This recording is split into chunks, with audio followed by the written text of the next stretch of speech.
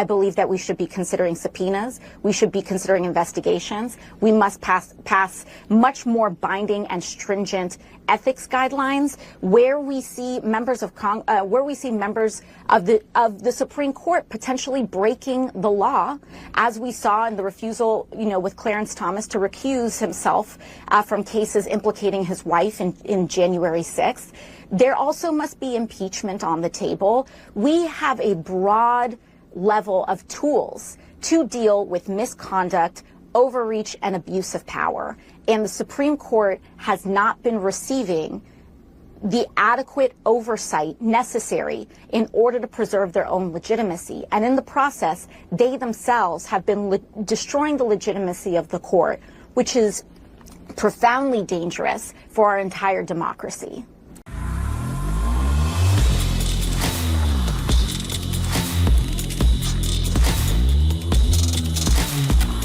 This video is brought to you by TatumStore.com, TatumStore.com. Ladies and gentlemen, special offer on this shirt. And the only reason I'm discounting it this much is because we made a mistake on the A. The A is kind of a brighter color like the shirt. It still looks good. On the camera, you can't see how, I guess vibrant the color really is. It kind of fades a little more than it really looks. But anyway, I'm going to give it to you guys 50% off. 50% off. We only got like 30 of these shirts left. So get one 50% off if you want the shirt. It still looks good. It still has a good message. But I don't like the way it looks on the blue. I'm going to make it on the black. But if you want it 50% off, put in discount code no pronouns. No pronouns. It should pop up right here on the screen.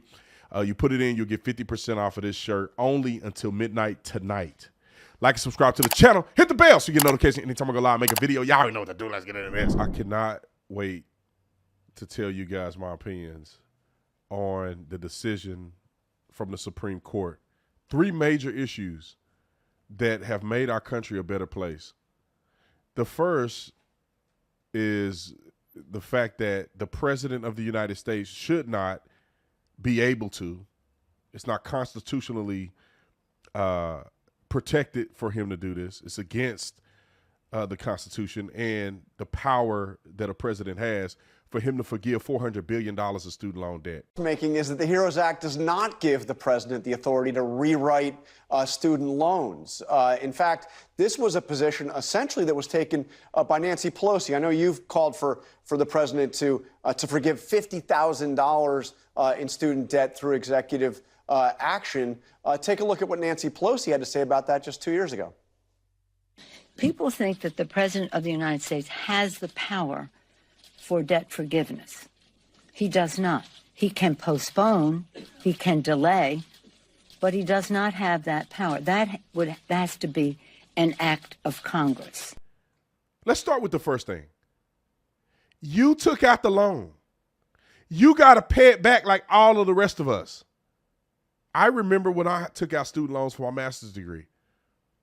I didn't want to pay it back. I was upset about paying it back. But you know what? I decided to make that investment in my education, and therefore I made the investment, so I should pay it back. It's really that simple.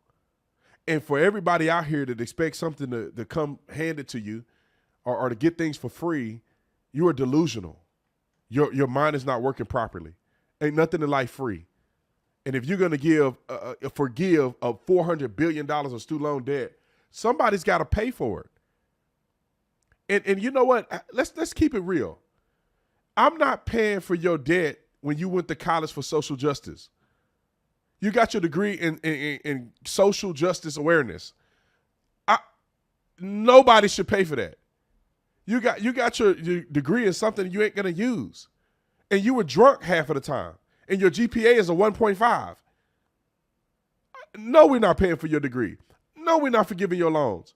Now, if the government wanted to say, we're going to do loan forgiveness for people who are either actively using their degree or their degree is invaluable for them entering into the workforce in a specialty environment, which means that if we need more doctors, people who are doctors, maybe they can consider that. But you just talking about just blankly give it, or in a blanket way, just giving everybody forgiveness. No matter what their GPA is, no matter what they studied in college, you're just going to give them their money back. But then what you do is you disenfranchise the people who actually paid their loans back. Some people paid their loans over 20 years. They're celebrating like 2019, they were celebrating paying off their loan from 20 years ago. And people have sacrificed. Think about this for a minute. Some people sacrifice and live a modest life when they could have been balling out of control to pay off their children's debt or to at least pay for their children to go to college. And all of these things that are associated with that.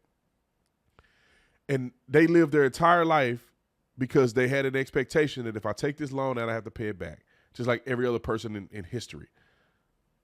And then you have the other person that's frivolous is a better term, frivolous with their money, not taking care of responsibilities, getting drunk at college, doing all of these other things that's counterproductive, late on all their bills. They're not even paying their student loans back. They have no plan to pay it back. They don't want to pay it back. They don't give a flying flip.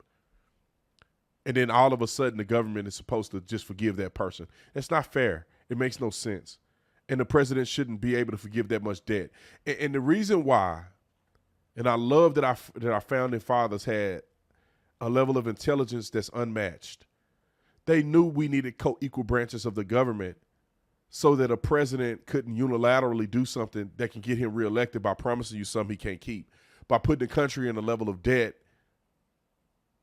or forgiving debt that the country will make money on, forgiving debt that put the country in a detrimental state in order to get reelected.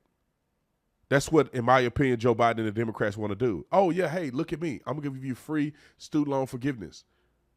I'm going to forgive student loans up to like $10,000 to $20,000. This is what it says. The initiative, which has been on hold pending litigation, involved the federal government providing up to $10,000 in debt relief and up to $20,000 for Pell Grant recipients. So that means if you're a Pell Grant recipient, meaning you're a low income, you get $20,000. The other person gets $10,000.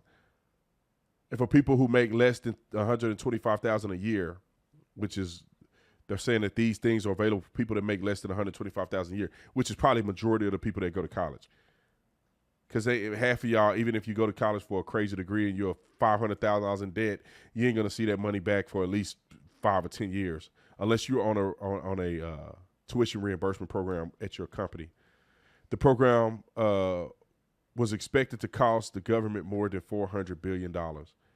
You know, one thing, if we hadn't been throwing all our money away in Ukraine, maybe they could have dipped into this a little bit. But I would argue that you got to pay the loan back. Now, Joe Biden has made mention that they're going to roll out something different, which is, diverting payment for some people who are low income and, diverting interest and different things of that nature that they're going to roll out because the Supreme Court ruled against his behavior. I'm okay with the government trying to work with people. But to flat out forgive people their loans and their debt when you haven't done that for anybody in the past and everybody who paid ended up having to pay and they didn't get the reap a benefit, that's not right. So if the government want to say, okay, there's people who are struggling, there's people who still haven't gotten back to work, there's people who on their last leg, maybe we could divert interest payments. You could pay it back, but you maybe not pay it back with interest. I'm okay with that to a certain degree. If you're doing it to benefit people and giving them an opportunity. They bail out big businesses all the time. So I'm okay with them working with you. But to lie to you and tell you they're just going to forgive every single dime you took out, no matter what your degree is asinine to me. Let's go on to the next Supreme Court decision of affirmative action. Ruling overturning affirmative action by the Supreme Court today. What has gone through your mind in terms of how you believe this will affect specifically the African-American community? Well, I think that this is tantamount to sticking a dagger in our back, because what they have said now is that it is unconstitutional to even consider race. And given the racial history of the country, let's not act like blacks are behind because there's something in our genes that made us behind. It was against the law for us to even read and write until 160 years ago. We were enslaved 246 years. So it is to completely throw to the wind the history of why we needed affirmative action in the first place. The colleges and universities cannot do race-based or cannot solely have race be a factor in admission. Race should not be a factor whatsoever in admission, according to the Supreme Court. I agree with that 100,000%. After a certain period of time, affirmative action becomes racist. If you're trying to right a wrong, there should be a beginning date and an end date. It should not be existing in perpetuity. Because what's happening is the colleges, the preparatory high schools or high schools are not preparing these young people in order to compete in college. So because they black, not because of their merits, not because they make good grades, not because they've shown to be an incredible student that will and make your university look better, add value to your university, you just put them in there because they black. You let them make lower test scores. When they get into the university, they lower the prestige of the university, and a lot of times they don't perform as well because they weren't prepared to go to an Ivy League school. They could have gone to a four-year university and have excelled at the top of their class. But when you thrust them into a situation that they're not prepared for, they always end at the bottom of their class, which is unfair to them and it's unfair to the university. And I think at this point, we should at least understand to a reasonable extent that we're equal in this country. There is no, in my opinion, there is no black and white and all this other stuff. Man, look, there's right and wrong. There's success and failure.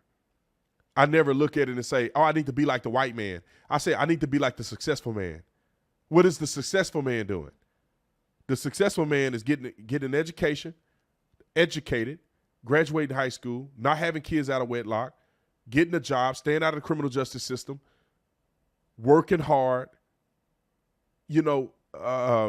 taking chances, taking risks, calculated risks, doing all of these incredible things to make you successful, learning how to network, learning how to sell, learning how to put your best foot forward every day you show up. That's what successful people do. That doesn't have a color. But the Democrats and the left want you to think that those things are associated with color because they think you black folks ain't good enough. You will never succeed in a merit-based society is what some would believe. But in reality, all you have to do is follow the recipe for success and you'll be successful. You don't need no affirmative action. You don't need no reparations. You don't need no government handouts. All you need the government to do is get out of your way and you'll be able to live the American dream. Y'all hold the phone. I'll be back.